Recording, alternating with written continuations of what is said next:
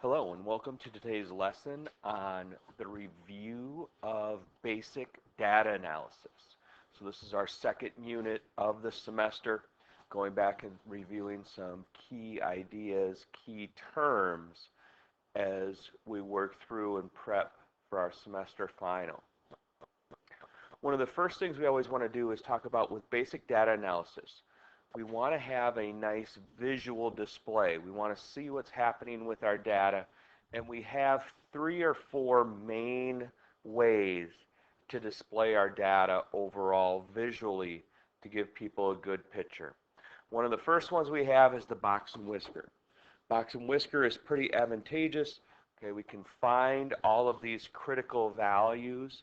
We have our minimum value, we have our maximum value, we have our median, and then we have our quartile 1, quartile 2, which breaks the distribution up into 25% chunks. So every one of these intervals represents 25% of our data is somewhere in that interval. We don't know if it's evenly distributed or not. All we know is that 25% of our overall data is somewhere in that distribution. And that is a little bit of the disadvantage of the box and whisker is when we look at this lower 25%, they could all be grouped down at the lower end of this tail, and there could be a big gap in values overall. You know, same thing if we're looking at this third 25%. We don't know if they're all very close to the median, if they're all far away from the median, or if they're evenly distributed. Okay, so that is a disadvantage of the box and whisker. Okay, but the advantage of the box and whisker is it gives us a really good image of the overall shape of our data and can show us skew, whether it's left, right, or normally distributed. Another distribution that we use is the stem plot. Okay, when we're working with the stem plot, the stem or stem and leaf, the stem is the initial root of each number, and then we have what we call our leaves or the secondary part of each value.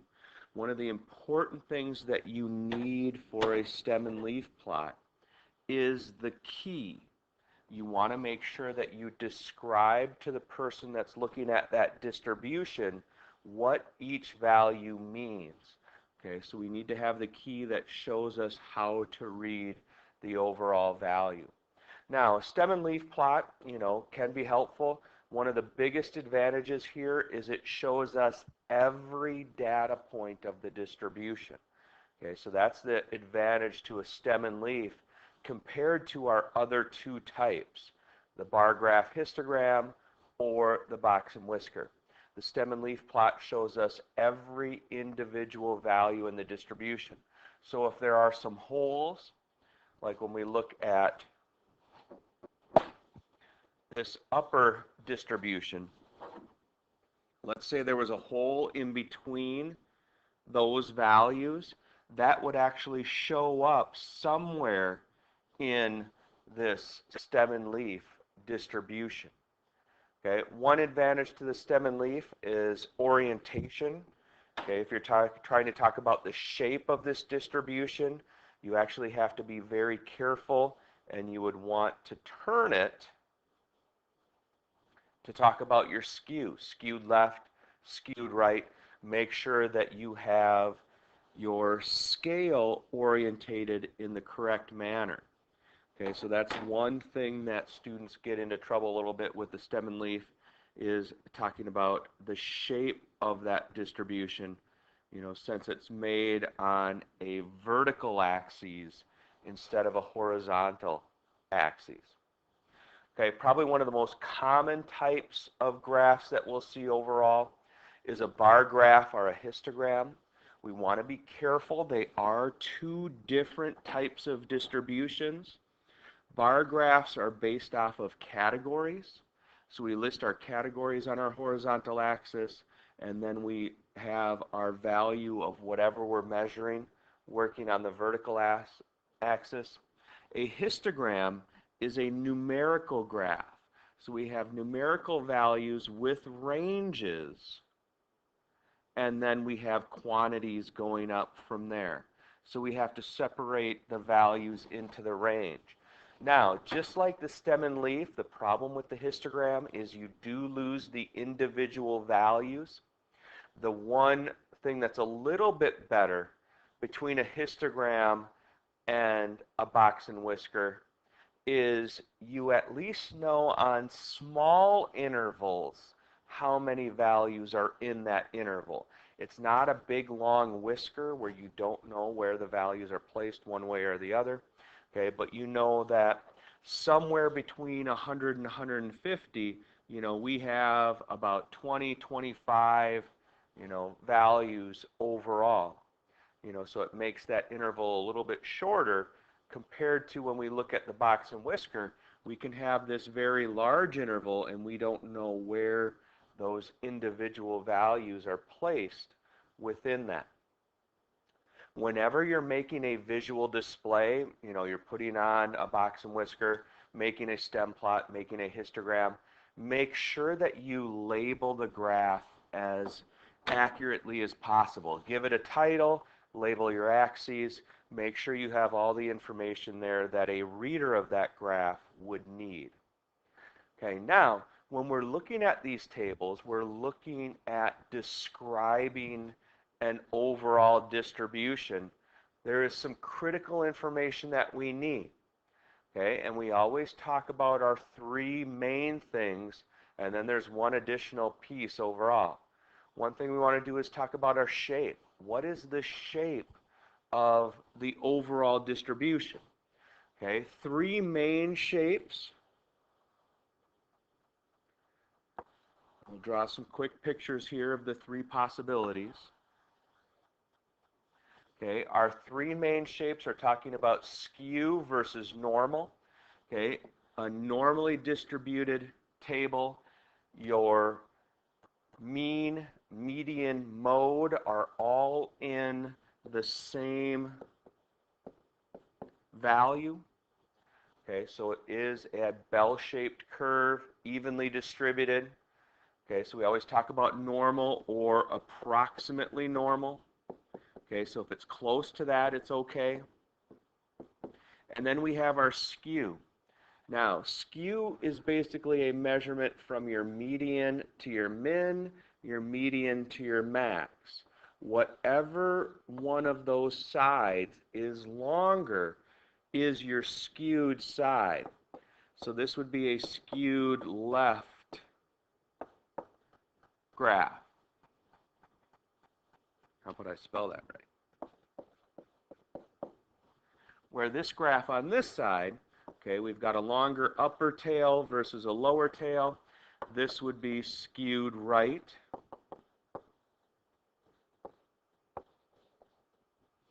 Okay, and the skew has a major effect on certain values. And what we know, the difference between the median, what the skew does is the skew pulls the mean in that direction. When we're looking at the normal distribution, we know that the mean, the median, and the mode, okay, most common, are all in that same spot. So as soon as we start to get a skew to one side or the other, okay, that skew is pulling your mean value away from the middle or median value. Okay, so that's one thing. Whenever they ask you to describe a distribution, one of the first things you should describe is shape. The next thing that we should describe is center. Okay, we have two main central values that we would want to describe, if possible, is the median, that middle 50-50 mark, and the mean, or the arithmetic average. Okay, so it is the difference between middle and average. And we can see in these distributions above, okay, they can be very close to each other, and based on skew, the skew can pull that mean value because that extreme value on one side or the other has an effect on the mean, but the extreme value does not have an effect on the median. Okay, and then one of the last things that we want to describe is spread. You know, how spread out is this distribution? Okay, we have a few measurements of spread that we can use. We can use the range. Okay, the range is max minus min. Okay, to find that total distance within the graph. Okay, we have the inner quartile range, which comes from our box and whisker plot, which is quartile 1 minus quartile 3 minus quartile 1. And what that shows us is that shows us the middle 50% of a data distribution. So that gives us the middle 50%. Okay, we've got the range, and then our last spread measurement is standard deviation, which is a measurement connected to the mean value. Okay, but it's also a measurement of how spread out the data is. It's averaging the deviations from the mean. So we're finding the distance from the mean value, squaring that, and then average that out, and then we square root to turn it into a standard deviation. Okay, now the last thing that we want to describe, shape, center, spread, is the idea of an outlier. And you want to be very careful about throwing out this term. Okay, you can have an extreme value, a maximum or minimum, okay, but maximum and minimums are not always outliers. So that's one thing that we want to consider. Okay, your max min is not always an outlier. Okay, an outlier is an extreme value, so it should be pretty noticeable overall within a graph. But an outlier has a specific calculation. It's a distance. So we talked about on the last page the inner quartile range. Okay, that's the distance from quartile 1 to quartile 3, that middle 50%.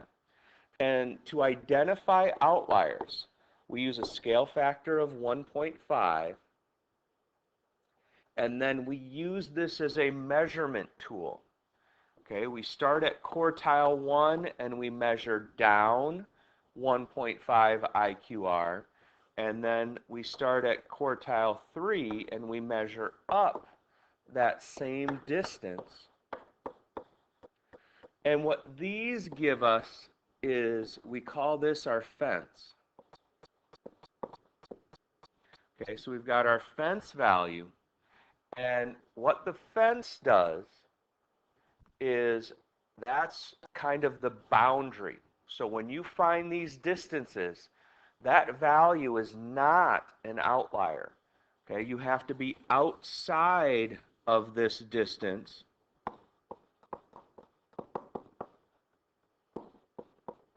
or outside of these values to be an outlier. Okay, so we have to remember that. We have to be outside of those values to be an outlier. And it is a very specific measurement. It's something you would have to test in order to use this term. You don't want to throw it around just because you think it's a good term to put in to a solution. Okay, now, when we look at outliers, we always want to talk about what values are resistant to that outlier and what value is not resistant, or what values are affected by outliers. And what we want to think about is what formulas or values use the outlier as a part of its calculation. Okay, the range, maximum minus minimum. Okay, that's using the outlier. Your mean value or your average You know, if you've ever had one bad test score, you know what that does to your overall average.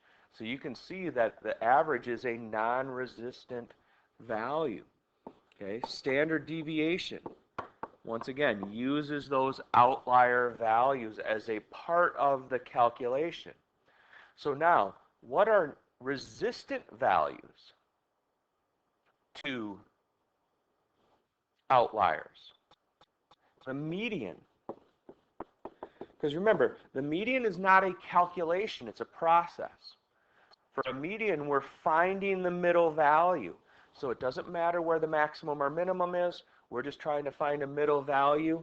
So if that maximum is 50 or 100, it doesn't matter. It just gets counted as the upper value in the distribution as we go to the middle. Okay, our quartiles. Okay, quartiles are just median values, so Q1 and Q3. The middle of the upper and lower halves of the distribution. Once again, it's a counting piece, so the value gets counted. It's not a part of the calculation. And that's also why the IQR is important, because it's resistant to the outlier values. It's not affected by the outlier values overall. Okay, and that concludes, okay, our review of some of the basic terminology of basic data analysis. Thank you and have a good day.